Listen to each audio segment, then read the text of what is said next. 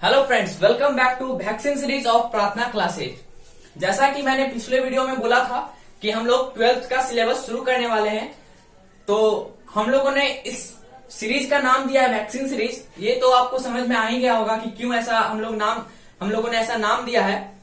जैसा कि हम लोग को वैक्सीन का अभी हम लोग बहुत चाह रहे हैं कि वैक्सीन आ जाए, तो इसी वजह से हम लोग ने थोड़ा इसका हट के नाम दिया है वैक्सीन सीरीज, ताकि ये याद रहे आप लोगों को। और अगर आपको कोई भी इस वैक्सीन सीरीज मीन्स 12th के सिलेबस का कोई भी वीडियो चाहिए तो आप चैनल के प्लेलिस्ट पे वैक्सीन सीरीज नाम से सर्च कर सकते हैं। इस पे आपको 12th का सारा वीडियो मिल जाएगा।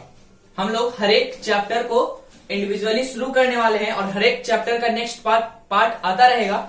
तो आप लोग चैनल को सब्सक्राइब कीजिए और अपने दोस्तों के साथ शेयर भी कीजिए, ताकि उन लोगों को भी ये सारा लेक्चर मिल सके।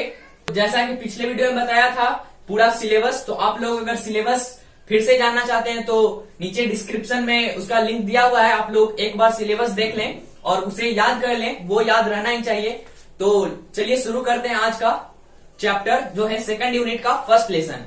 सेकंड यूनिट क्या है फिर से मैं बता देता हूं, जेनेटिक्स है ना, जिसमें पूरा डीएनए का इनहेरिटेंस कैसे वो ट्रांसफर हो रहा है, कोई भी जीन, कोई भी कैरेक्टर, पेरेंट्स से ऑफस्प्रिंग, इवोल्यूशन और मॉलिक्यूलर बेसिस, डीएनए आरएनए उसका यूज क्या है और कैसे अलग है, तो ये सब इसी में पढ़ना है। तो आज हम लोग फर्स्ट चैप्टर बात करने वाले हैं, principle of inheritance and variation. ये पूरा यूनिट ही आपको बहुत इंटरेस्टिंग लगने वाला है और ये थोड़ा हार्ड भी है, क्योंकि इससे सारा जो क्वेश्चन है वो ट्रिकी पूछे जाते हैं।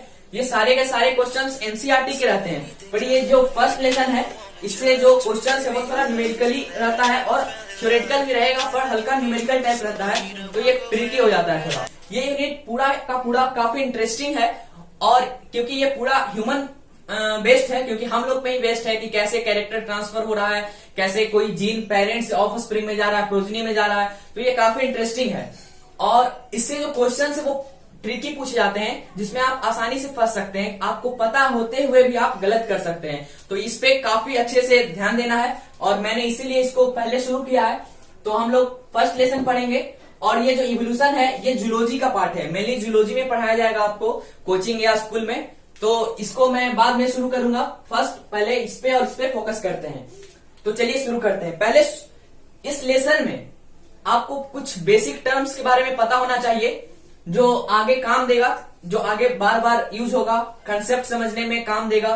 तो ये कुछ टर्म्स है जो इसके हेडिंग में ही है, नाम में ही। इनहेरिटेंस एंड वेरिएशन क्या है ना। एक टर्म आएगा प्रोजेनी, जो ऑफस्प्रिंग है ना, बच्चा है, चाइल्ड है, उसको यहाँ पे इस चैप्टर में हम लोग प्रोजेनी बोलेंगे, है ना, उसको प्रोजेनी से ही मार्क करेंगे।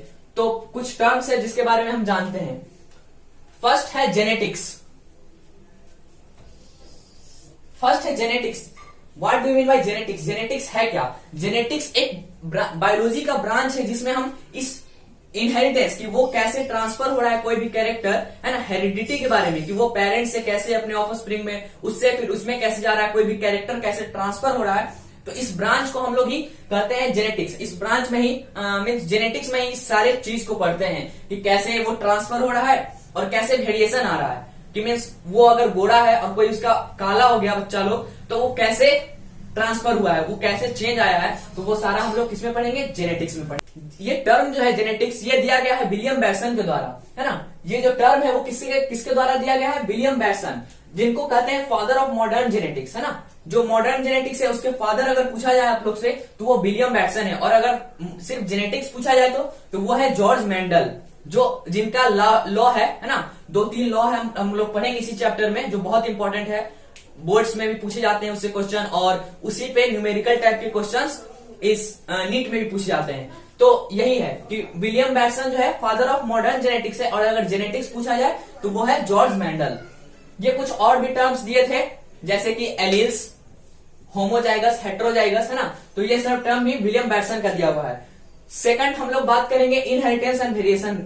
इनहेरिटेंस क्या है और वेरिएशन क्या है, इन सब पे हम बहुत जल्दी कवर अप करेंगे, क्योंकि ये उतना इंपॉर्टेंट है नहीं, सिर्फ टर्म्स है। जो आगे मेन हम लोग को पढ़ना है उस पे हम लोग डिटेल्स में पढ़ेंगे कि क्या है ना। तो इनहेरिटेंस क्या है? Process of transferring of characters, कि वो कैरेक्टर को ट्रांसफर कैसे हो रहा है पेरेंट्स ऑफ स्प्रिंग, इस प्रोसेस को हम लोग क्या कहते हैं इनहेरिटेंस। कि पेरेंट्स अगर गोरा है ना, वो व्हाइट है तो वो भी फेयर होंगे, मीन्स ब्लैक है तो वो भी चाइल्ड भी क्या होंगे ब्लैक होंगे। Colour means colour complexion same होगा अगर कैरेक्टर है तो। या हाइट है वो भी टॉल है, पेरेंट्स जितने भी है मदर फादर टॉल है तो बच्चा भी टॉल होगा। तो ये जो कैरेक्टर है ट्रांसफर हो रहा है उस प्रोसेस को हम लोग क्या कहते हैं इनहेरिटेंस। और जो कैरेक्टर ट्रांसफरेबल है उस कैरेक्टर को क्या कहते हैं हेरिडिटरी कैरेक्टर्स। जो ह्यूमंस में या सारे ऑर्गेनिज्म में कैरेक्टर दो तरह के हैं, एक है हेरिडिटरी कैरेक्टर्स मीन जो ट्रांसफर होता है पेरेंट्स से of spring, means of spring उसको कहां से ले पाता है अडेप्ट कर पाता है फादर से या मदर से। और कुछ कैरेक्टर जो है वो इन्वायरमेंट से आता है, जैसे कि किसी का हाथ कट गया है या कोई ब्लाइंड है तो वो ऐसा नहीं है कि वो ट्रांसफर हो जाएगा। अगर पेरेंट्स ब्लाइंड है तो वो बच्चा भी ब्लाइंड होगा, ये नहीं, तो ये ट्रांसफर नहीं है कैरेक्टर, तो ये हेरिडिटरी कैरेक्टर नहीं है। पर कुछ कुछ कैरेक्टर जैसे हाइट, कलर कम्प्लेक्शन, बाल का कलर, आई का कलर या और भी कुछ, तो वो सब हेरिडिटरी कैरेक्टर्स है। ठीक है। दूसरा है वेरिएशन। वेरिएशन क्या है, जो ऑफ स्प्रिंग में मीन्स कैरेक्टर अलग हो गया, पेरेंट्स में कैरेक्टर उसका अलग है, मीन्स पेरेंट्स का हेयर का कलर व्हाइट है ब्लैक है और चिल्ड्रन में ब्राउन हो गया, तो ये क्या हो गया वेरिएशन आ गया, है ना। कोई बैक्टीरिया का अगर एग्जांपल लें तो बैक्टीरिया अगर वो हार्मफुल नहीं है और उसमें वेरिएशन आ गया और वो हार्मफुल हो गया। कोई बैक्टीरिया एंटीबायोटिक के रेसिस्टेंस नहीं है और उसमें अगर वेरिएशन आ गया और वो रेसिस्टेंट हो गया एंटीबायोटिक के, तो ये सब क्या हो गया वेरिएशन हो गया, है ना। तो यही है। अब वेरिएशन कितने तरह का होगा, ये डिग्री ऑफ डिफरेंसेस है, मीन्स कि एक प्रोजिनी है और दूसरा प्रोजिनी में कितना डिफरेंस है। कि इसमें मान लिया कुछ मिल रहा है पेरेंट्स से, कुछ कैरेक्टर इसमें मिल रहा है और बाकी कैरेक्टर इसमें नहीं मिल रहा है, तो ये डिग्री ऑफ डिफरेंसेस है कि मीन्स कितना डिफरेंस है ना। तो यही है वेरिएशन। ये दो टाइप्स का है, पहला है सोमैटोजेनिक वेरिएशन और दूसरा है ब्लास्टोजेनिक या जर्मिनल वेरिएशन। सोमैटिक या सोमैटोजेनिक वेरिएशन क्या है, ये किसमें होता है प्रोड्यूस्ड इन सोमैटिक सेल या पार्ट। जो सोमैटिक पार्ट है जैसे कि हाथ पैर है ना, कुछ बॉडी पार्ट है सोमैटिक पार्ट, उसमें अगर हो रहा है वेरिएशन या कोई ऑर्गन्स तो उसको कहेंगे सोमैटिक वेरिएशन। ठीक है। और ये हमेशा नॉन हेरिटेबल होता है, ये डिफरेंस याद रखना है आपको। ये डिफरेंस आपको याद रखना है कि सोमैटिक और ब्लास्टोजेनिक या जर्मिनल वेरिएशन, ये पूछता है बोर्ड्स में भी क्वेश्चंस है, इंपॉर्टेंट क्वेश्चन। तो ये किसमें प्रोड्यूस हो रहा है जर्म सेल में, ये किसमें प्रोड्यूस हो रहा है सोमैटिक सेल या पार्ट में, है ना।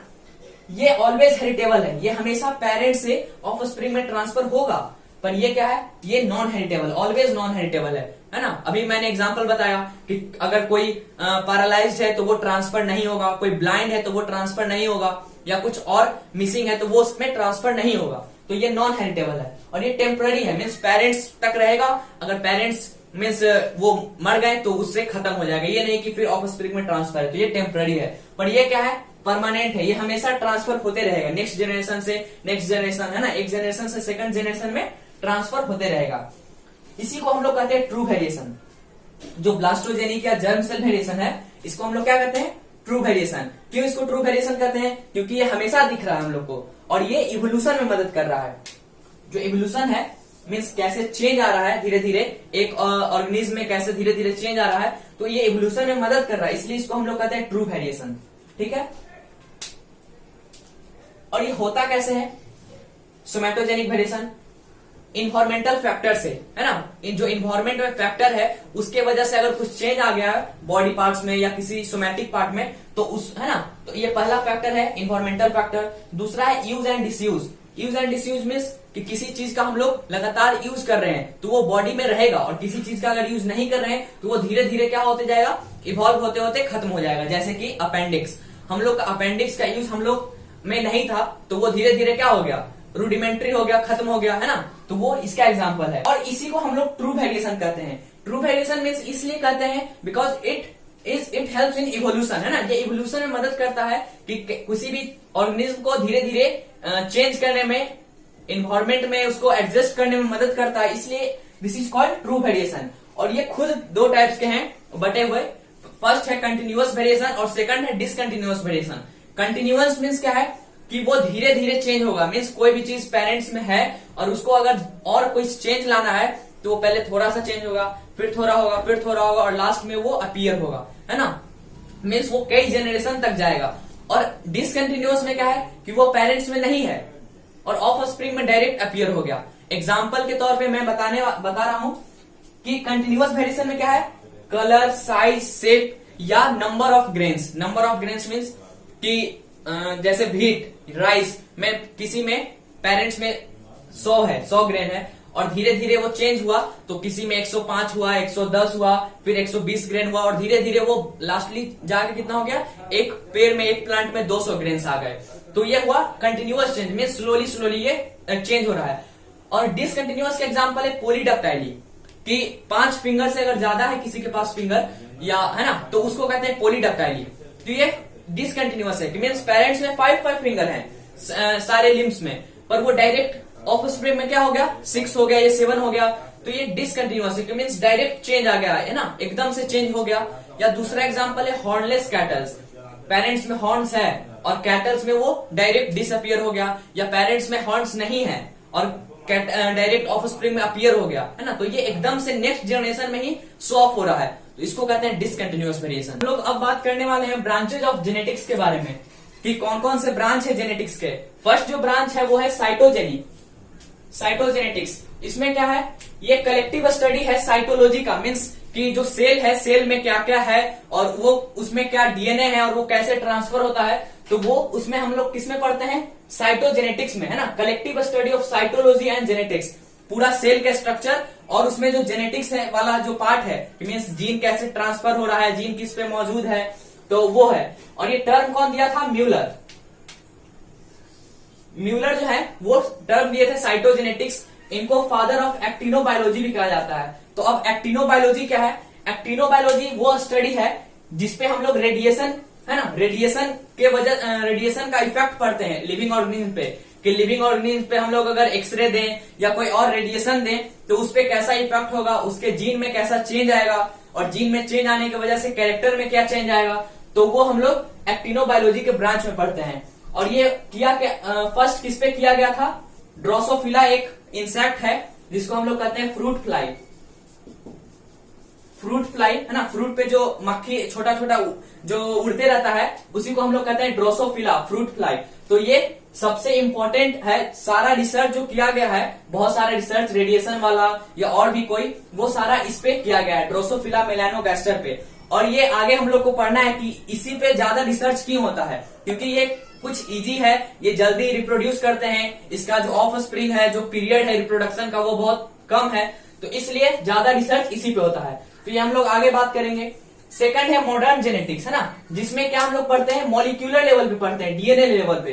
पहले हम लोग सिर्फ कैरेक्टर के लेवल पे पढ़ते थे कि फेनोटाइप कैसा है, अगर वो हाइट ज्यादा है और वो ट्रांसफर हो रहा है तो मीन्स ये ट्रांसफरेबल है और ये कैसे ट्रांसफर हो रहा है, वेरिएशन कैसे आ रहा है। पर जब हम लोग डीएनए के लेवल पे पढ़ने लगे कि डीएनए में उसका जीन कहाँ पे लोकेटेड है, जीन का फंक्शन क्या है, तो इसको हम लोग कहते हैं मॉडर्न जेनेटिक्स। और ये दो टाइप्स का है, पहला है फॉरवर्ड जेनेटिक्स और दूसरा है बैकवर्ड या रिवर्स जेनेटिक्स। फॉरवर्ड जेनेटिक्स किसको कहेंगे, जब फेनोटाइप से हम लोग जीनोटाइप की तरफ बढ़ेंगे, कि मीन्स अगर उसका कैरेक्टर दिख रहा है, फेनोटाइप मीन्स जो कैरेक्टर विजिबल है, जो कैरेक्टर अपीयरेंस है ना, उसको हम लोग कहते हैं फेनोटाइप। और जो उसका जीन का है, मीन्स जीन का जो फॉर्म है, उसको हम लोग कहते हैं जीनोटाइप। ये आगे हम लोग बात करेंगे इतना टर्म के बारे में। तो फेनोटाइप से अगर हम लोग जीनोटाइप के तरफ बढ़ रहे हैं, कि मीन्स कैरेक्टर से अगर हम लोग डीएनए के तरफ बढ़ रहे हैं, जीन के तरफ बढ़ रहे हैं, तो उसको हम लोग कहेंगे फॉरवर्ड जेनेटिक्स। और जब हम लोग जीनोटाइप से फेनोटाइप की तरफ बढ़ेंगे, मीन्स कि उसका जीन कैसा है और उसमें अपीयरेंस कैसा आ रहा है, उस जीन की वजह से कैरेक्टर कैसा आ रहा है, तो उसको हम लोग कहते हैं फॉरवर्ड या बैकवर्ड जेनेटिक्स। थर्ड है यूजेनिक्स। अब यूजेनिक्स क्या है, जब हम लोग ह्यूमन रेस, है ना, ह्यूमन रेस में इंप्रूवमेंट का स्टडी करते हैं कि कोई ह्यूमन रेस है उसमें और अच्छा हम लोग कैसे बना सकते हैं ह्यूमन के रेसेस को, मीन्स कि जैसा ह्यूमन है उसमें और हम लोग क्या अच्छा करवा सकते हैं, कि अगर कलर या कुछ हाइट इंप्रूवमेंट या और भी कुछ, तो उसको हम लोग पढ़ते हैं यूजेनिक्स में। या कुछ डिजीज है और डिजीज को हम लोग और उसमें नहीं आने देते हैं, ऑफ स्प्रिंग में नहीं आने देना चाहते हैं, तो उस स्टडी को हम लोग किसमें पढ़ते हैं, यूजेनिक्स में। और ये किसके एप्लीकेशन से है, जेनेटिक प्रिंसिपल के एप्लीकेशन से, कि मीन्स हम लोग जब जेनेटिक के बारे में पढ़ेंगे कि वो जीन कैसे ट्रांसफर हो रहा है, तो उसी की वजह से अगर हम लोग ये कंट्रोल कर पा रहे हैं या चेंज ला पा रहे हैं ह्यूमन रेस में, तो हम लोग इसको कहेंगे यूजेनिक्स। और एक है यूफेनिक्स, इसमें आपको कंफ्यूज नहीं होना है। यूफेनिक्स क्या है कि अगर कुछ डिसऑर्डर है, कुछ जेनेटिक डिजीज है, बहुत सारे जेनेटिक डिजीज है, तो अगर उसमें हम लोग ट्रीटमेंट कर रहे हैं, उसका ट्रीटमेंट कर रहे हैं किसके वजह से, जेनेटिक इंजीनियरिंग, जीन में छेड़छाड़ करके अगर हम कोई डिजीज को, ह्यूमन में जो डिजीज है उसको हम लोग सुधार रहे हैं ताकि वो नेक्स्ट जनरेशन में ना जाए, तो उसको हम लोग कहेंगे यूफेनिक्स, है ना। और ये जेनेटिक इंजीनियरिंग की वजह से है, ठीक है। और भी कुछ टर्म्स है बहुत सारा जिसका आगे यूज आने वाला है, जैसे कैरेक्टर, ट्रेट, जीन्स, एलील्स। अगर इसमें आप लोग को कंफ्यूज नहीं होना है, क्योंकि ये हर एक क्वेश्चन में आपसे बहुत मदद करने वाला है, जैसे रिसेसिव, डोमिनेंट, जीनोटाइप, फिनोटाइप। तो ये आगे हम लोग सबका डिफिनीशन देखेंगे और एक्सप्लेन करेंगे। तो अब हम लोग बात करने वाले हैं वो टर्म्स के बारे में जो मैंने नीचे लिखा था। सारे टर्म्स का हम लोग डिफिनीशन लिखेंगे, ये आप लोग याद कर लीजिएगा, क्योंकि ये बोर्ड्स में बहुत ज्यादा पूछे जाते हैं सबके डिफिनीशंस, और ये आपको मदद भी करेंगे आगे न्यूमेरिकल बनाने में या क्वेश्चंस लगाने में। फर्स्ट टर्म है जो है कैरेक्टर। कैरेक्टर क्या है, जो मॉर्फोलॉजिकल या अपीयरेंस दिख रहा है ना, किसी भी ऑर्गेनिज्म का, कि उसका कलर कैसा है, या हेयर का कलर कैसा है, आई का कलर कैसा है, हाइट क्या है, तो ये सब मॉर्फोलॉजिकल या फिजियोलॉजिकल फीचर्स है ना, मीन्स जो अपीयरेंस है, तो उसको हम लोग कहेंगे कैरेक्टर। दूसरा है ट्रेट, जिसमें काफी मतलब कंफ्यूजन होता है कैरेक्टर और ट्रेट में। तो एक कैरेक्टर का दो ट्रेट हो सकता है, एक कैरेक्टर का, किसी भी एक कैरेक्टर का या तो दो या तीन या बहुत सारा भी ट्रेट हो सकता है ना। तो कैरेक्टर अलग है, ट्रेट अलग है। ट्रेट क्या है कि वो डिस्टिंग्विजिबल है, मीन्स अगर कलर में बात करें तो ब्लैक, व्हाइट, ये हो गया ट्रेट और कलर हो गया कैरेक्टर। अगर हाइट में बात करें तो हाइट हो गया कैरेक्टर, जैसा यहाँ लिखा है हाइट ऑफ प्लांट क्या हो गया कैरेक्टर, और टॉल और ड्वार्फ, है ना, लंबा और छोटा, ये क्या हो गया ट्रेट। तो एक कैरेक्टर का बहुत सारा भी ट्रेट हो सकता है या दो हो सकता है, मीन्स जिसमें हम लोग डिफरेंस कर सकें उस कैरेक्टर में, तो उसको कहेंगे हम लोग ट्रेट। तीसरा है जीन्स।